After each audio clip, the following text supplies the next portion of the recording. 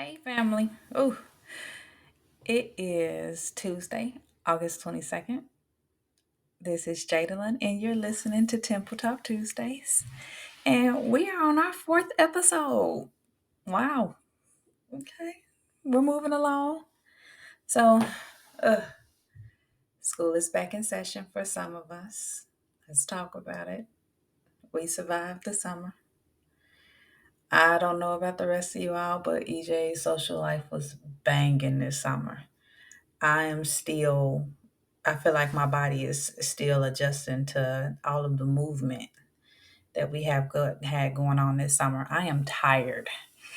And here we are. Here we are at the top of the school year. School is back in session. And how y'all doing? I don't know about y'all, but I I'm surviving. Barely, but I'm surviving. EJ had a runny nose the first week of school.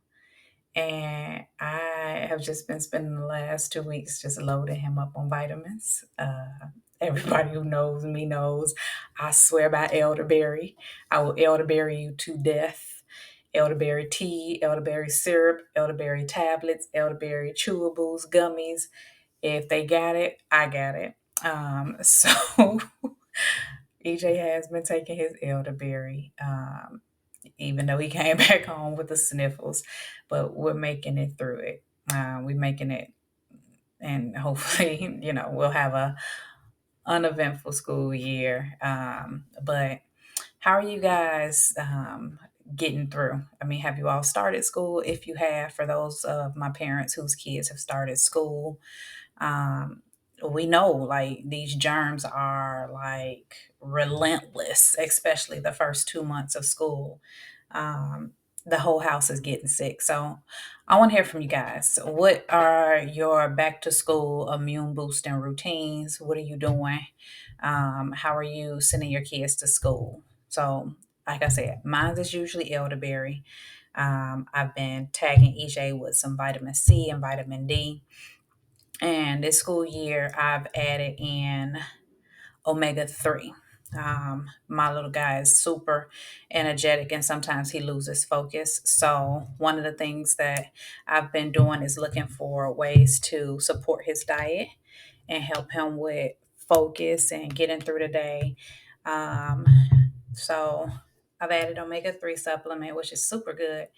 I'm not going to start going into brands and stuff like that because we ain't doing that here, at least not yet. And, I'm not going to be vouching for one brand over the other, but this one supplement that I got is good. I take it too. I take a lot of the same vitamins as EJ because I also kind of don't like getting sick.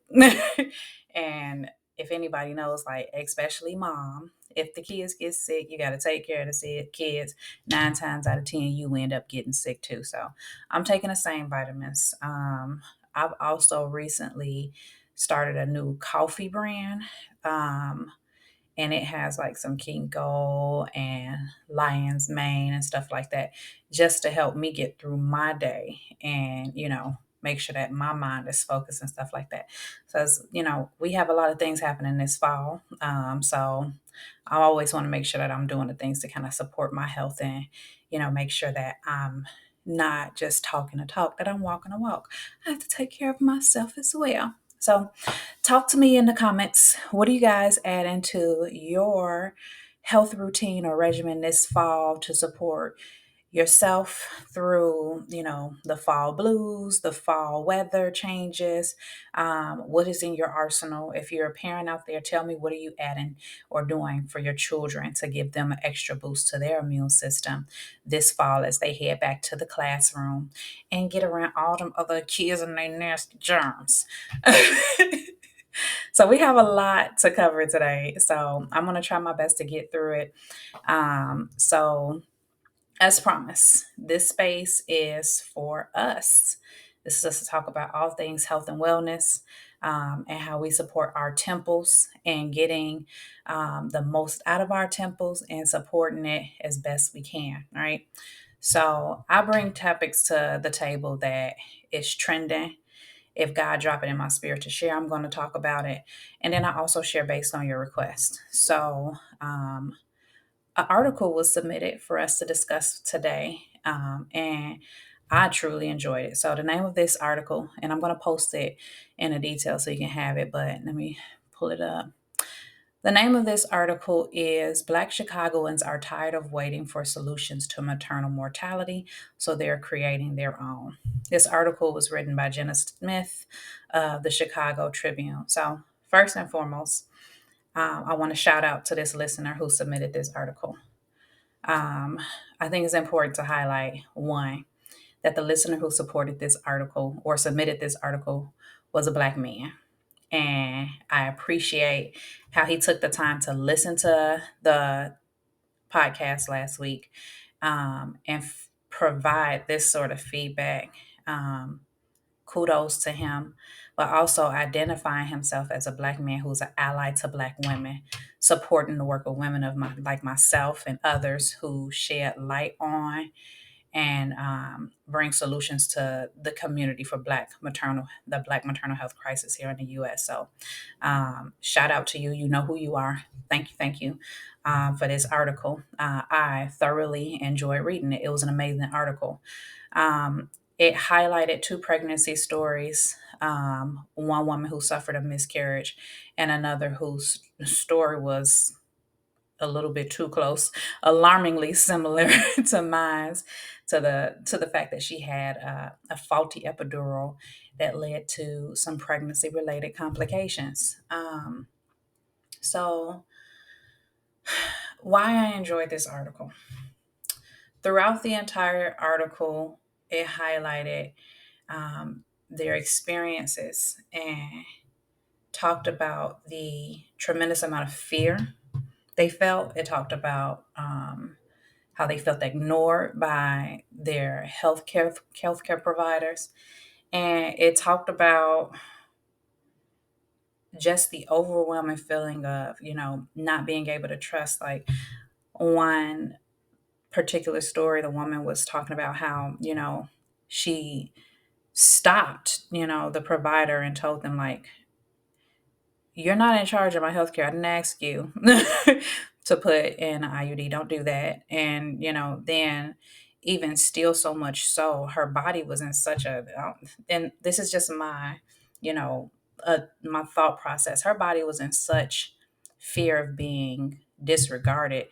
The article alluded to the fact, or it said that she continued to say throughout her state of unconsciousness during the procedure, don't take my uterus, that the nurse told her, after waking her up. Like, she recited that throughout the entire procedure while she was unconscious. Don't take my uterus. Don't let him take my uterus, referring to the doctor.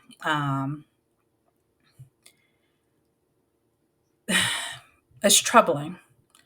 But the article, it continued to go on and talk about, like, how this is happening, all throughout the United States. This is an issue here in Illinois. This is an issue in Chicago. The article even mentioned similarities of Serena Williams' birth challenges. Oh, by the way, shout out to Serena Williams. Congratulations. I know earlier today she announced the arrival of her newest baby girl this morning. So, blessings to mama, baby, and the entire family. God bless you all, and congratulations on your new baby girl. I don't know if she'd ever listen to this, but I'm going to go ahead and, speak life into this podcast and say she heard that. So, congratulations to Serena Williams and her family on that beautiful baby girl. But back to what we were saying, it's people like Serena Williams experiencing this. The article also highlighted the tragic death of U.S. Olympic sprinter Tori Bowie. Bowie, yeah. So it's starting to sound like a broken record at this point. It's starting to sound like something that we're hearing way too often, right?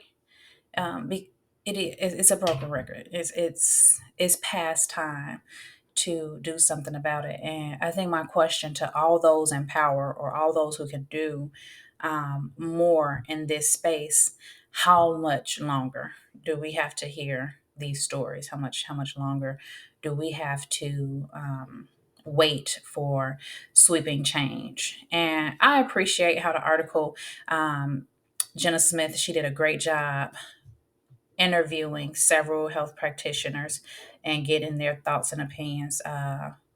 In fact, one person laid out some of her insights and, articulated very well, that there is a problem. And, I'll get to that, that problem that she highlighted.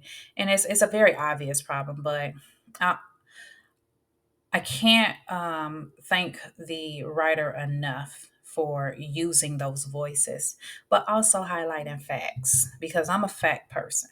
You know, I love looking at what's really happening, and I can say in 2013 when I was an intern with the Chicago Department of Public Health, I did some research on birthing centers throughout the entire state of Illinois.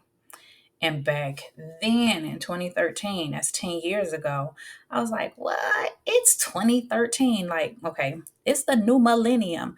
I was dumbfounded. Like, I was like, why in the world do we have places in Chicago? Um, Throughout Illinois, you get into some rural areas. I was like somewhat understanding, but still a little bit upset. But like in Chicago, we have birthing deserts. That's what they call it, like where there's no birthing center within a certain mile. It's usually over 20 to 30 miles, in some cases 50 miles you have to travel before you get to the nearest birthing center. And I thought that was unacceptable then, but the author of this article went on and talked about how after 2019 there were even more closures, where it was already a problem in 2013.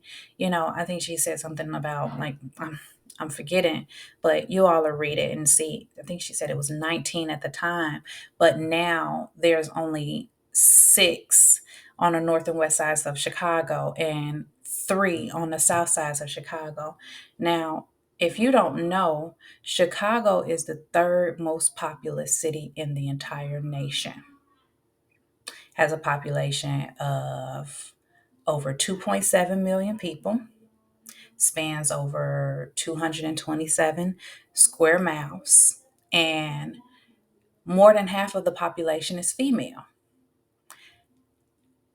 Putting that simply, 9 birthing centers is not enough. It's not going to support pregnancy related care. So I won't try to rehash the entire article. I'm not going to do that because that will be way too much. And I do trust that you all are going to read this yourself. But I am going to highlight some important details. In 2023, prenatal care should not be harder to find.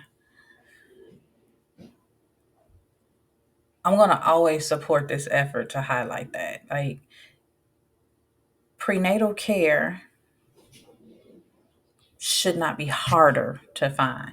When we think about the fact that women are getting pregnant and having babies every day, even, with the national decline of how many women are, deciding not to, or the increase that women are deciding not to have children or having children later in life, childbirth doesn't go away. I mean, unless the population just, we're not going to populate anymore. We're done with that. Um, yeah, no, child care. Not child care. Prenatal care should not become harder to find.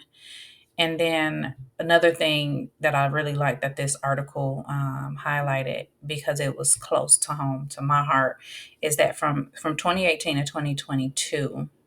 I advocated with the March of Dimes to persuade the Illinois General Assembly to make Illinois the first state to expand the pregnancy related or postpartum period from 6 months to 12 months. And this is something that we advocated for like 2 years before it actually came to fruition. So I was glad that she highlighted that in the article that Illinois was the first to make that happen. That opened the door for more Medicaid benefits and coverage for women who were still being treated for pregnancy related complications or conditions after the 6 month period, because there's a slew of other things that continue to impact a woman's health that goes beyond, and probably one of the most prevalent is postpartum depression, which has implications that, that can cause maternal mortality if not properly treated or diagnosed. And a lot of women have a hard time acknowledging and sharing the fact that they are experiencing some postpartum depression because of the stigmas and how taboo that topic has been for many, many years. Everyone believes you're supposed to be basking in your motherly glow, and that is not the case for many women, especially women who have had challenging birth experiences where, they have been deprived of uh, a moment that should have been held special or made special. It was plagued by fear and uncertainty of the life of yourself or your child. So, kudos to the Illinois General Assembly for taking that seriously and making that happen in the state of Illinois, but that's something that needs to happen nationwide. And while I'm proud to be a part of that effort, there's still so much to be done in the state of Illinois and clearly nationwide to make sure that the healthcare system improves for Black women. Um, there was a Dr. Robin Jones in this article who she said it plain. Race is a major factor because medical doctors such as herself, college educated, private insurance carriers like me, and even world renowned tennis champions like Serena Williams are still subjected to the dangers of the current healthcare system here in the United States. So it has nothing to do with class. It has nothing to do with your insurance. It has much to do with race and biases that exist in our healthcare system that must be addressed. So I'm going to ask that you post your thoughts in the comment sections. I want to hear from you all. I mean, we couldn't have had this great conversation today if I didn't hear from somebody. So again, how are you feeling about this? Read the article and let me know. Do you support the solutions that was recommended in the article? Is it time to completely renovate the U.S. healthcare system? How do we support the Black community in establishing and running their own birth centers? How do we support rising medical providers that are coming into community that look like us and understand our communities? How do we support Black doctors and physicians assistants and nurse practitioners and midwives and the advancements of their healthcare careers? So can't wait to hear from you on that topic. Whew, that was a lot. That was heavy. Okay, so next, we are turning our attention back to food as medicine. I told you all before, I love this topic and we're going to talk about it frequently.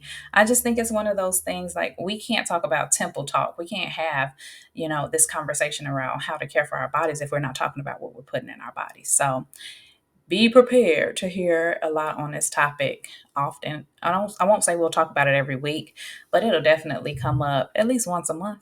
Why not? Because I'll eventually, we're gonna start talking about some recipes.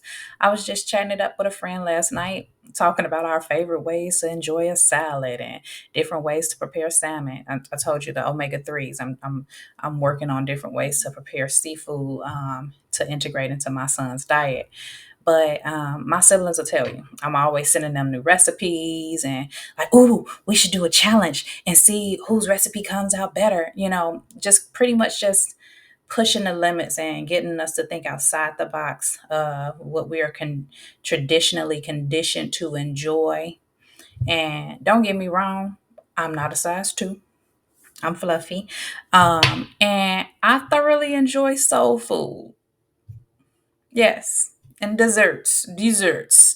However, I do consider myself a healthy food enthusiast, and I'm not afraid to try some healthier options to preserve my health. I'm responsible for my health. So I've been reading a lot of alternative medicine articles and looking into a lot of different ways which the medical community is committed to incorporate food prescriptions and FARM pharmacies into healthcare, which I thought that was so clever. I love that. That was so cool. I was like, okay, I see what you did there. Pharmacies. But institutions like Cleveland Clinic and Geisinger Health Systems have, in my opinion, been on the right side of this fight to increase nutrition education and healthy food access as means to alleviate diseases such as type 2 diabetes. However, just like our previous subject, we do have disruptions in that process, disruptions in making progress towards how we are able to incorporate food as medicine.